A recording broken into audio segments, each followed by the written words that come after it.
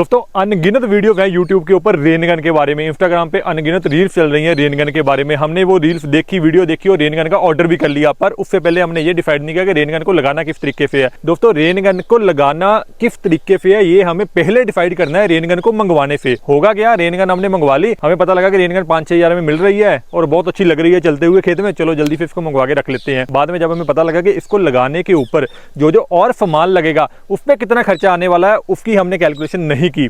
Rain gun को किस तरीके से लगाना है उसके बारे में हमने नहीं सोचा। मैं हूं प्रपरीत सिंह, आपका स्वागत है माइक्रो इरिगेशन यूट्यूब चैनल में। आज की वीडियो में बात करेंगे रेनगन को लगाने के तरीकों के ऊपर। अभी मैं आपको बताऊंगा कि उस रेनगन को किन तरीकों से लगाना है। उससे पहले आप ये डिसाइड करें कि आपके पास पंप कौन सा है। दोस्तों उसी के हिसाब से ही रेनगन मंगवाएं। मार्केट में 1 इंची, 1.25 इंची, 1.5 इंची, 2 इंची अलग अलग तरह की बहुत सारी रेनगन है। सभी रेनगन अलग अलग दूरी पे पानी फेंकती हैं। सभी रेनगन्स को अलग अलग पाइप चाहिए, अलग अलग पंप चाहिए। पंप आपका कम से कम 40 से 45 मीटर हेड का होना चाहिए दोस्तों रेनगन को चलाने के लिए।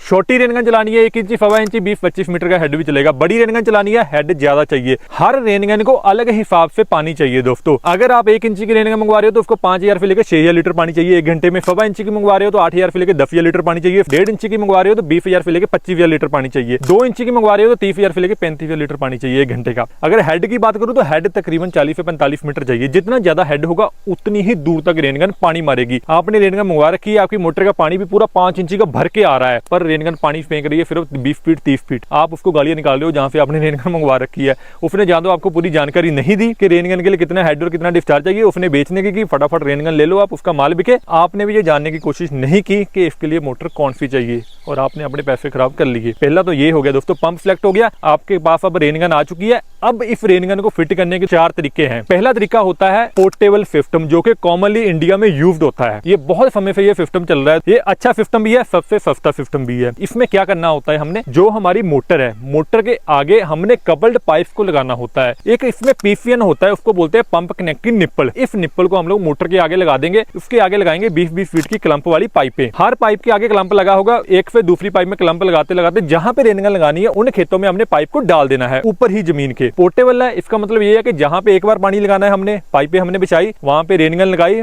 पानी लगाया, पाइपों को इकट्ठा किया, हम लोग ले गए उसको दूसरी जगह पे। दूसरे खेत में हमने पानी लगाया, फिर से उसको उठाया, अब तीसरी जगह ले गए। ये जो पोर्टेबल सिस्टम है दोस्तों, ये वहां बहुत ही ज्यादा फायदेमंद है जहां पे आपकी जमीन अलग अलग जगह पे है। एक मोटर आपकी यहाँ पे है, एक मोटर आधा किलोमीटर दूर है, दूसरी मोटर और साइड में है, तो आप वहां पे जाके इस सिस्टम द्वारा अलग अलग मोटरों पे पानी लगा सकते हैं। इसका डिसएडवांटेज क्या है, आपकी लेबर हमेशा लगेगी दोस्तों। इसमें ये लेबर फ्री सिस्टम नहीं होगा। ये हो गया दोस्तों पोर्टेबल सिस्टम। पोर्टेबल सिस्टम में जो रेनगन लगती है वो ट्राइपॉड स्टैंड वाली लगती है, जो कि इस समय मैंने अपने पास खड़ी कर रखी है। इसमें जो 3 टांगों वाला स्टैंड होता है, कई जगह 4 टांगों वाले स्टैंड भी आते हैं, तो वहां पे आपने कंप वाली पाइपों के साथ इसको लगा देना है। अब नंबर 2 पे आ जाता है दोस्तों semi permanent rain gun system. Semi permanent rain gun system के ऊपर भी हमने अलग से वीडियो बना रखी है, इसमें भी आपको शॉर्ट में बता रहा हूं। मान लीजिए आपके पास 4 एकड़ का टुकड़ा है खेत का, 2 एकड़ इस तरफ है, 2 एकड़ इस तरफ है। मैं फॉर एग्जांपल ले रहा हूं। और हमने क्या करना है दोस्तों, सेमी परमानेंट में खेत के बीचों बीच हमने पाइपलाइन डाल देनी है, अंडरग्राउंड पीवीसी पाइपलाइन। पीवीसी डाल सकते हैं आप, एचडीपी भी डाल सकते हैं, जो भी आपको सस्ती और अच्छी मिल रही है वो। खेत के बीच में से हमने पाइपलाइन डाल दी। अब यहाँ पे दोस्तों हमने तकरीबन 150 फीट के ऊपर वाल्व निकालने हैं दोस्तों, 3-3 इंची के। अगर हमने 2 रेनगन एक साथ लगानी है तो 3 इंची की पाइपलाइन डालनी है। तो वहां पे हम जब वाल्व को बाहर निकाल देंगे, उन वाल्व से इसके आगे एचडीपी पाइप को लगाएंगे।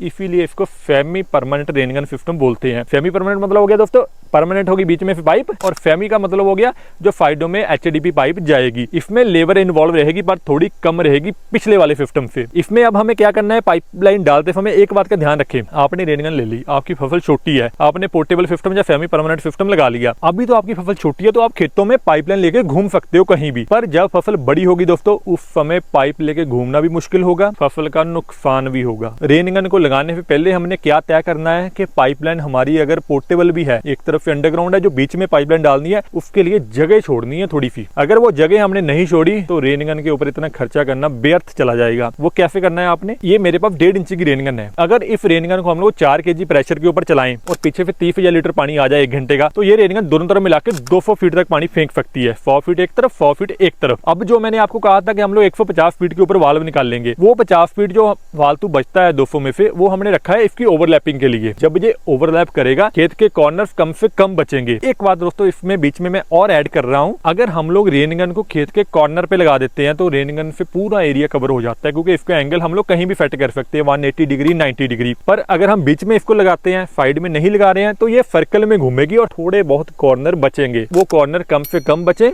तो रेन गन को ओवरलैप के लिए ले लिया जाता है कि 20-25 फीट पानी थोड़ा सा बाहर चला जाए। अगर कोई पड़ोसी अच्छे हैं तो, जहाँ पर एक साइड में रोड है तो थोड़ा सा बाहर चला जाए तो आपके जो खेत के कॉर्नर होंगे वो कम से कम बचेंगे। तो हमने 150 फीट के ऊपर वो पॉइंट निकाल दिए। अब 150 फीट पे दोस्तों खेत का ये जो मैं आपको ऊपर नक्शा दिखा रहा हूँ, इसीलिए दिखा रहा हूँ कि 150 फीट के बाद आपने तकरीबन 2 फीट की जगह छोड़ देनी है बीच में, फिर पाइपलाइन निकालने के लिए। आपकी आड़ मेड़ बनाने में भी जगह व्यर्थ हो रही थी, पर उसके कंपैरेटिवली रेन गन में जगह कम व्यर्थ होगी।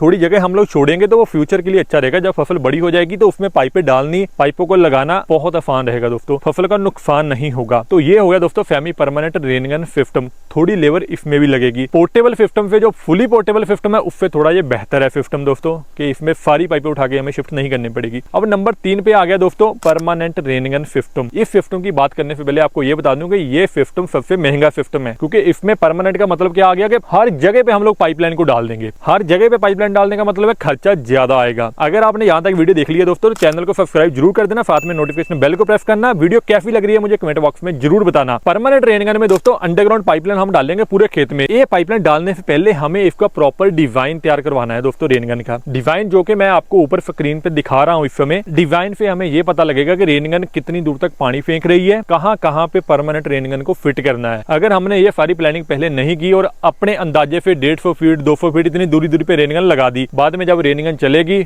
पानी एक बराबर पहुंचेगा नहीं और इतना खर्चा करना भी व्यर्थ चला जाएगा। पहले डिजाइन बनवाएं। 4 एकड़ का खेत है तो देखिए इसमें कितने पॉइंट आएंगे रेन गन के, कहां कहां पे एग्जैक्ट आपने रेन गन को फिट करना है दोस्तों। परमानेंट रेन गन सिस्टम आप इस हिसाब से लगाएं कि अगर आप उसमें मेज, शुगर केन या फिर आप सुपर नेपियर जैसी क्रॉप लगाने वाले हैं, उसकी हाइट 10-10, 12-12 फीट से ज्यादा हो जाती है, तो इतनी ऊंचाई वाली फसलों में भी आपकी रेन गन अच्छे से काम करे। क्योंकि नॉर्मल जो रेन गन आती है वो 5 से 6 फीट हाइट वाली होती है। फॉर एग्जाम्पल बताता हूं, अगर हम लोग सुपर नेपियर में लगाने वाले हैं जो कि घास है, चारा है, तो उसमें आपने क्या करना है, तकरीबन 10-12 फीट की एक राइवर बनवानी है 1.5 इंची की। पीवीसी पाइप ऐसे अंडरग्राउंड डाल देनी है। ये टी आ गई दोस्तों। सबसे पहले आपने डालना है 5 फीट GI का टुकड़ा, ये 1.5 इंची का होगा, नीचे टी में फिट हो गया। ऊपर 5 फीट के बाद इसमें एक गेट वाल लगेगा 1.5 इंची का, क्योंकि ऊपर 1.5 इंची की रेन गन हम लोग लगाने वाले हैं।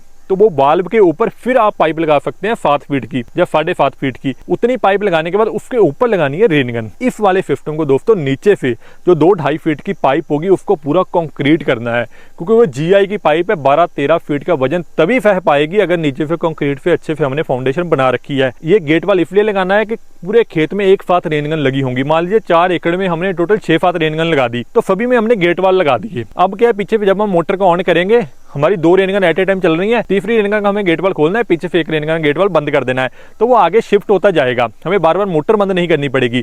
तो ये हो गया दोस्तों परमानेंट रेन गन सिस्टम। सबसे ज्यादा खर्चा इसी में आता है। इसके बाद दोस्तों नंबर 4 पे आ गया QCB हाइड्रेंट सिस्टम। आजकल आपने बहुत सारी वीडियो देखी होंगी, जहां रील्स देखी होंगी, जिसमें कि QCB एक वाल्व होता है ऑटोमेटिक जो कि जमीन में अंडरग्राउंड फिट है, उसके ऊपर रेन गन की के साथ लगी होती है। ये की का क्या काम होता है, जैसे इसको हम लोग हाइड्रेंट के ऊपर डाल के क्लॉकवाइज घुमाएंगे, एक ये हाइड्रेंट को नीचे को पुश कर देगी जिससे कि वो खुल जाएगा, दूसरा ये उसमें फिट हो जाएगी और रेन गन चलनी शुरू हो जाएगी। QCB का मतलब है क्विक कपलिंग वाल्व। जब मुझे बंद करना है, जैसे इसको मैं एंटी क्लॉकवाइज घुमाऊंगा, रेन गन को बाहर उठाऊंगा, QCB ऑटोमेटिकली बंद हो जाएगा और रेन गन को किसी दूसरी जगह पे जाके मैं लगा दूंगा। ये हो गया QCB सिस्टम। QCB का नॉर्मली दोस्तों इस्तेमाल किया जाता है गार्डन्स में, प्लेग्राउंड्स में। इसको हम लोग जमीन के नीचे रखते हैं, आधा इंची नीचे होते हैं, ताकि ऊपर जब प्लेयर्स ने खेलना है या फिर घास काटनी है तो वो QCB खराब नहीं होगा। ये एक तरह का ऐसा सिस्टम भी है जो कि ग्राउंड में पता नहीं लगता कि लगा हुआ है, बस जहाँ पे हमने लगाना है रेन गन को फिट किया और चलाना शुरू कर दिया।